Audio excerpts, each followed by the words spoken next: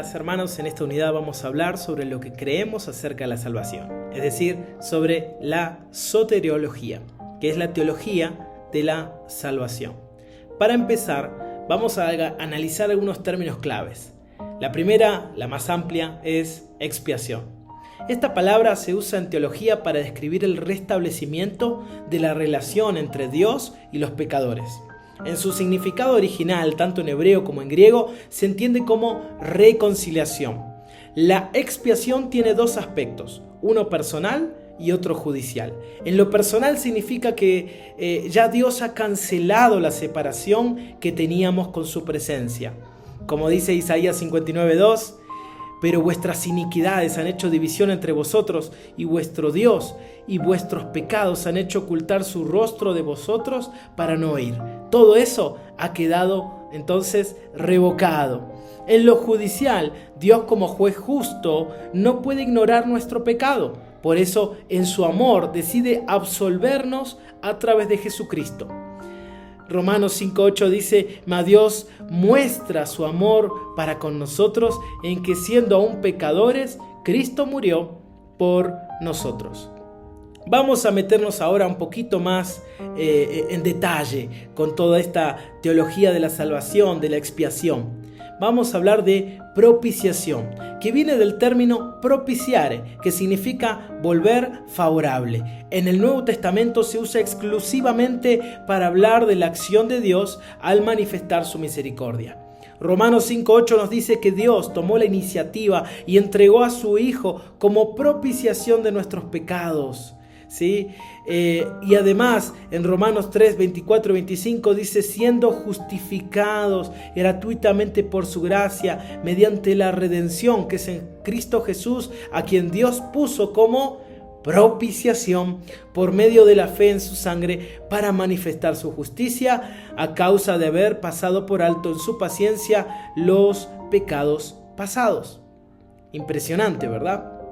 Dios entonces hace algo favorable por nosotros, manifiesta su sabiduría, hace que nosotros podamos llegar a la salvación. Vamos a ver otro término más, redención. Desde la perspectiva humana, la expiación implica no solo reconciliación, sino también redención. La Biblia nos dice que estábamos esclavos al pecado. Juan 8:34, Jesús les respondió, de cierto os digo, que todo aquel que hace pecado, esclavo es del pecado. Como esclavos éramos enemigos de Dios. La reconciliación nos restaura en nuestra relación con Él y la redención nos libera de esa esclavitud. Entonces redención significa que un esclavo condenado a muerte es rescatado, liberado y adoptado como hijo, hecho heredero de Dios y coheredero con Jesucristo. Romanos 8:17 dice, y si hijos también herederos de Dios y coherederos con Cristo, si es que padecemos juntamente con Él, para que juntamente con Él seamos glorificados. Ahora, la salvación claramente es por gracia, y la gracia ha sido definida como el favor inmerecido de Dios hacia los hombres. También se describe como la actitud de Dios hacia el ser humano y su influencia en él. La gracia es la fuente de todas las bendiciones, pero hoy vamos a resaltar puntualmente aquella función, esa que hace posible la salvación. Efesios 2:8 dice, porque por gracia sois salvo por medio de la fe, y esto no de vosotros, pues es don de Dios. Juan Wesley, uno de los referentes que tenemos como Iglesia del Nazareno, habló de un concepto clave, la gracia preveniente, aquella que actúa en nosotros antes de la salvación, y la describió como el primer deseo de agradar a Dios, el primer rayo de luz a sobre su voluntad, la primera conciencia profunda del pecado. Sabemos que el Espíritu Santo es quien nos convence del pecado y despierta en nosotros la necesidad de un cambio.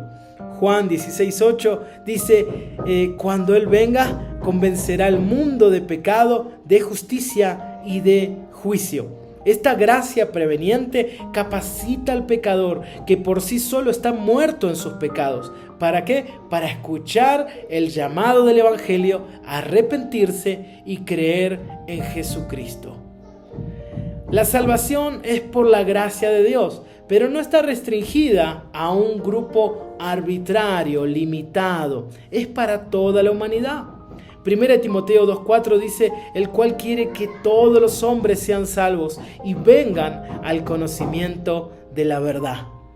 Es decir, que si Dios desea que todos pasen de muerte a vida, la iglesia debe ser obediente y diligente en cumplir con la gran comisión. Por tanto, id y haced discípulos a todas las naciones, bautizarles en el nombre del Padre, el Hijo y el Espíritu Santo, enseñarles que guarden todas las cosas que os he mandado. Y aquí yo estoy con vosotros todos los días hasta el fin del mundo. Ahora, hermanos, aquí surge una pregunta importante. ¿Es Dios quien decide quién se salva y quién se condena? Y este ha sido un tema de debate bastante grande, sobre todo entre dos posturas teológicas, el arminianismo y el calvinismo. Ambos hablan sobre la predestinación y la elección. Como nazarenos hemos adoptado la vista o la visión arminiana. Creemos en la salvación universal, lo que significa que Dios ha determinado que los creyentes sean salvos y los incrédulos se pierdan. Pero todo esto en función de su decisión respecto al Evangelio. ¿Sí? ¿Qué significa entonces esto? Bueno, que las personas tienen que arrepentirse, ¿sí? Tienen que arrepentirse para que puedan tener eso que Dios destinó para ellos. Déjenmelo poner en un ejemplo cotidiano, sencillo. Mi esposa y yo tenemos 2 hijos, Juan Martín y Delfina. Ambos son pequeños, son niños, están bajo nuestra cobertura. Anhelamos que cuando ellos crezcan puedan ser personas que vayan a la universidad, que puedan destacar en sus estudios, que puedan llegar a tener una carrera y por lo tanto una profesión a la cual puedan disfrutar y autosustentarse. Entonces nosotros como padres vamos a hacer todo lo necesario para darles la mejor educación que esté a nuestro alcance. Les vamos a inculcar disciplina para que hagan las tareas necesarias.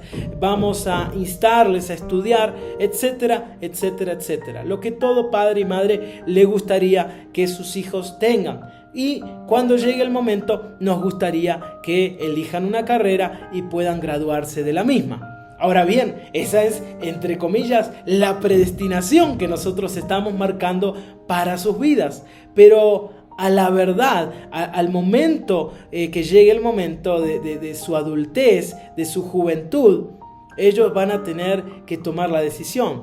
¿Voy a estudiar o voy a trabajar? ¿Voy a estudiar y lo voy a hacer a medias y voy a dejar la carrera por la mitad? ¿O qué voy a hacer? Nosotros anhelamos una cosa, pero llegará el momento donde ellos tomarán su decisión. Y lo mismo sucede con Dios y nosotros. Él ya hizo todo lo necesario, entregó a su Hijo Jesucristo, se ha revelado a través de la historia humana para que haya salvación, restauración.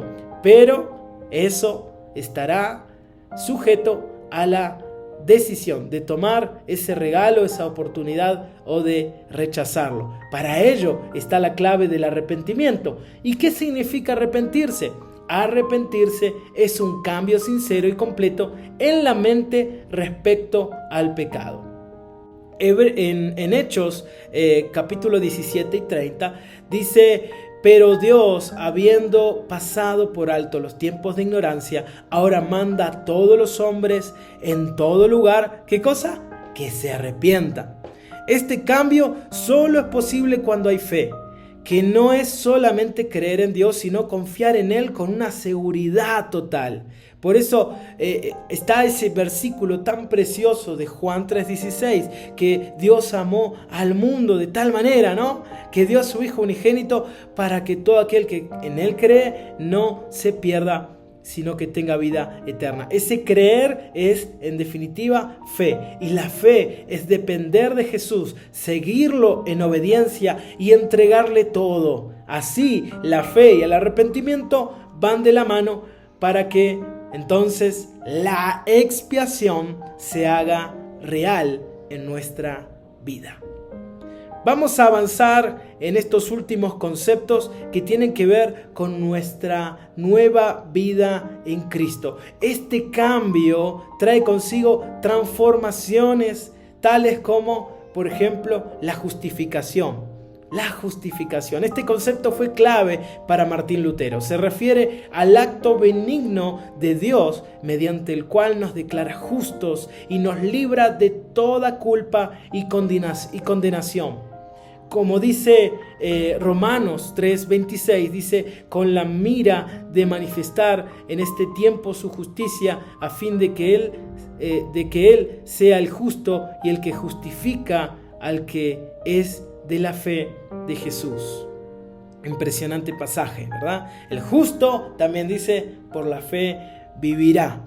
Hay otro concepto, regeneración. La justificación y la regeneración son como las dos caras de una misma moneda. El término regeneración significa nacer de nuevo o llegar a ser nuevamente. Y dice Santiago 1:18, Él de su voluntad nos hizo nacer por la palabra de verdad para que seamos primicias de sus criaturas. Y cómo olvidarnos de lo que dice 2 Corintios 5:17, de modo que si alguno está en Cristo, nueva criatura es. Las cosas viejas pasaron y aquí todas son hechas nuevas. Además de ser entonces justificados, regenerados, hemos sido adoptados.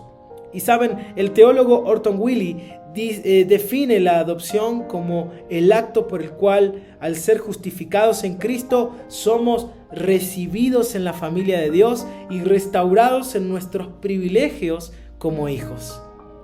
¿Para qué? Como dice de Pedro 1:4, para una herencia incorruptible, incontaminada, inmarcesible, reservada en los cielos para vosotros. Qué hermoso poder ver todos estos conceptos, ¿verdad? Hemos sido restaurados en nuestros derechos como hijos y al mismo tiempo hemos sido librados del temor de la esclavitud. Vamos a seguir avanzando en esto último para que quede bien en claro. La justificación, regeneración y adopción ocurren de manera simultánea en la experiencia de la salvación. Y todo esto el Espíritu Santo lo testifica, lo confirma en nuestro estado de gracia. ¿Sí? 2 Corintios 1:22 dice, el cual nos ha sellado y nos ha dado las arras del Espíritu en nuestros corazones. Hemos sido sellados en todo este obrar a través del Espíritu Santo. Y me gusta el término arras de la fe. ¿Saben? Arras es un acuerdo comercial. Las arras o anticipo son un pago parcial que ratifica lo acordado entre comprador y vendedor. El Espíritu Santo es ese anticipo del tesoro infinito que Dios tiene reservado para nosotros en el cielo. Y mientras caminamos en el Espíritu, tenemos una garantía y un adelanto de la gloria venidera. Amén. El Espíritu Santo testifica nuestra filiación con Dios Padre. Dice que por cuanto sois hijos, Dios envió a vuestros corazones el Espíritu de su Hijo, el cual clama, Abba, Padre. Así que al entender la salvación, podemos ver que es un acto divino que nos transforma completamente, que nos da una esperanza eterna. Sigamos adelante, entonces, en esa relación con Dios, sigamos profundizando también en esta materia tan interesante que va hacia la esencia de nuestra fe y de lo que significa entonces vivir una nueva vida en Cristo. Queridos hermanos, les saludo, les mando un abrazo gigante y espero que estos términos enriquezcan su diario vivir en el Señor. Nos estamos hablando. Muchas bendiciones.